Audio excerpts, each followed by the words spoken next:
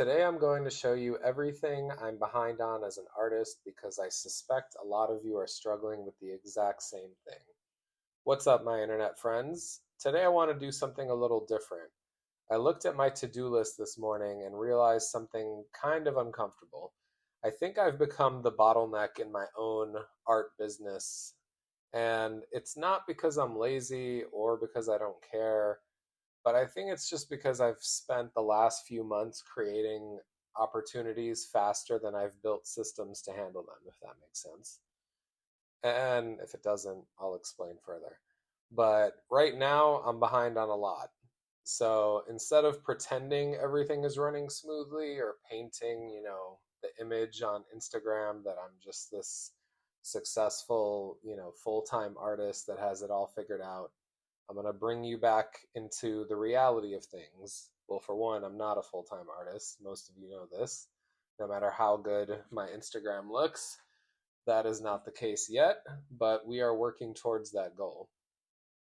So, again, instead of pretending everything is running smoothly, I thought I'd show you, or more so talk to you about exactly what's on my plate and talk about the reality of trying to be an artist and a business owner at the same time.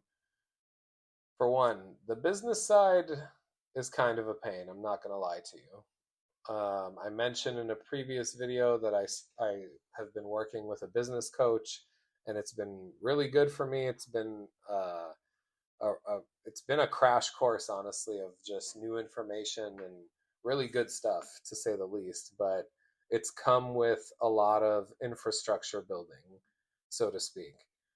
So yeah, with that, let's talk about some stuff most people never see.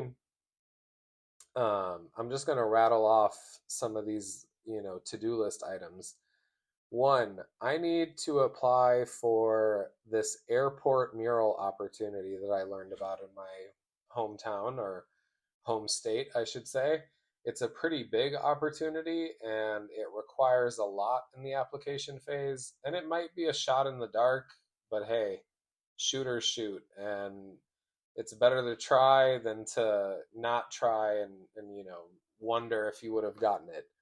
Um, I need to do that before a deadline that's coming up fast, I think. Um, there's an art competition I want to apply to that I learned about through social media.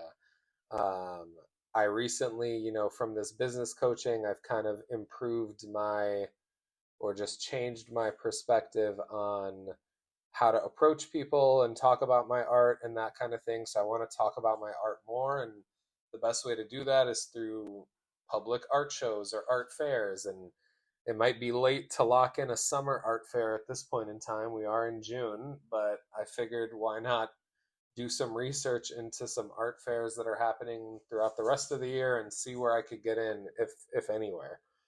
Um, Another thing I need to do is spend some time on LinkedIn, finding art dealers, curators, and podcast hosts who could help me get my work in front of more people.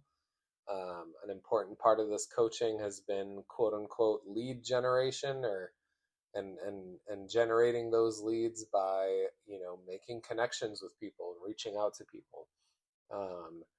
So I need to do more of that. I need to also follow up with a bunch of people I've already connected with, because most opportunities don't come from the first conversation; they come from the follow up.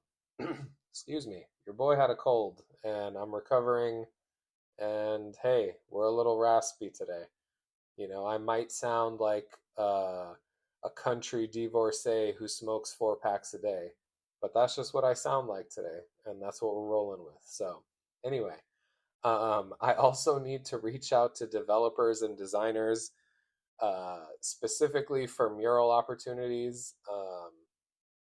Again, more cold outreach. I have been working on hiring a virtual assistant, but I also need to create tasks and an onboarding plan for a virtual assistant. Still need to work on that. Um, I'd like to improve my email automation in MailChimp. That is something that I've learned from this coaching, and it has come with its own homework and to-dos, but hey, we got to do it. I need to set up some business banking and build a better expense tracking system, because your boy has an LLC now, and I need to track these bills for tax purposes at the end of the year. Again, none of these things are exciting, or maybe they are to some of you, but not really that exciting to me. Um, but a lot of them, could help me create opportunities, and that's the weird thing about being an artist and having an art business is a huge part of this job has nothing to do with making art. So that's something that I was aware of, but I'm learning more and accepting more recently, I'd say. Now, on the art side, this is the funny part. This is the side that this was the only side I used to worry about, but now it's like, I don't want to say secondary, but it's almost equivalent to the business side. But yeah, I have a lot of projects that I was hoping to be further along with. And even with all this, business stuff, I still have a mountain of actual art to make. Sure, I have a body of work and I have stuff that I can, promote and try to get sold, but, I'm a creative who has creative plans, who has creative projects that they want to create. I wasn't just gonna, sit on this collection of work that I have for the rest of my life. So, with that said, let's talk about these to-dos. Um, I have right now, I'm planning on designing two garage door concepts for my own garage door because I'm trying to kick off a garage door mural painting business as well this summer. I've also started painting what we call a party door in Chicago, which is like a small version of your garage door that's on the other side. Because yes, our garage doors are, or our garages in general in the city of Chicago are mostly disconnected from the house. They're almost like their own shed, if you will. So I started that, ran out of spray paint, had to order more, and now I'm waiting on more. So that's an open project. Um, I planned out the concepts for my next collection of 9 paintings, and I wanted to create 9 thumbnail drawings of those paintings, and I've created 3. So that's still, an open item. Um, I'm also working on a large canvas piece, the first of those 9 paintings. Started that, haven't finished, but need to be further along with that one as well. My other biggest project that I was hoping to finish this year was finishing my comic book, Onion City Chronicle. If you've been watching my live streams, I've been doing lives of those of that process.